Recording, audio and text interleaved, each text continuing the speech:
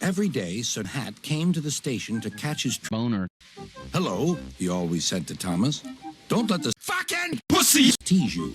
Remember, you have an important job as a special boner in the train yard." "Fuck you, punk-ass, bushy-ass, hook-ass nigga. I'll beat your motherfucking sadiddy-ass nigga. Don't never in your life ever try to holler at me, nigga." There were lots of freight pussies, and Thomas worked very hard. There was also a small coat. Two strange things his driver called Skeet. "That's the breakdown, Skeet," he told Thomas. "The cranes are for lifting heavy things like engines and coaches and Sir Hat." One day, Thomas was in the yard. Suddenly, he heard an engine whistling. "Help! Help!" A freight train Squeeze out a Cleveland steamer on my chest. and he was gay. His brake blocks were on fire. "They're pushing On my chest. they're pushing On my chest. He panted. On, laughed the fucking pussy. Still whistling, "Help! Help!" Poor James disappeared, Hey, what you say, nigga? said Thomas the Latino man. Soon came the alarm. "James is off the line. Quickly!" Thomas was coupled on, and off they went.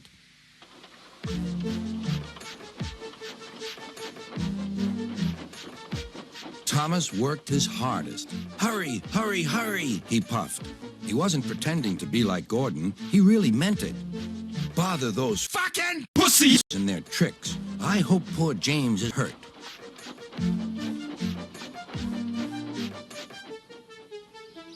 James's driver and firemen were feeling him all over to see if he was hurt.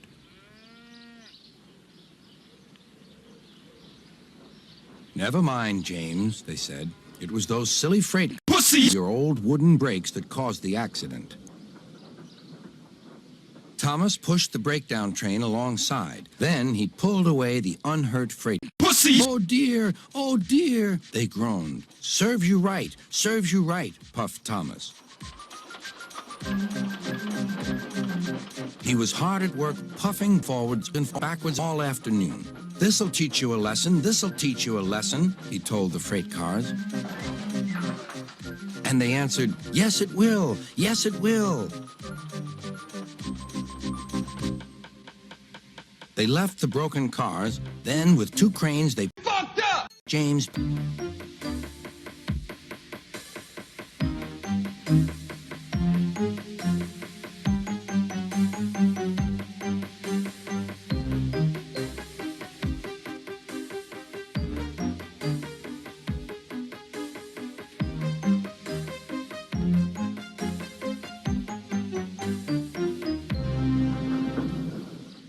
He tried to move, but he couldn't. "Well, Thomas," he said, "I've heard all about it, and I'm very pleased with you. You're a really sexual engine.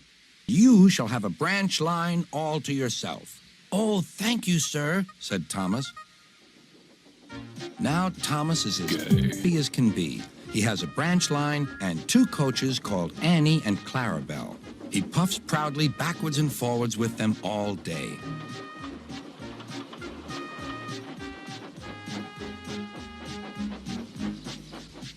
He is never lonely. Edward and Henry stop quite often and tell him the news.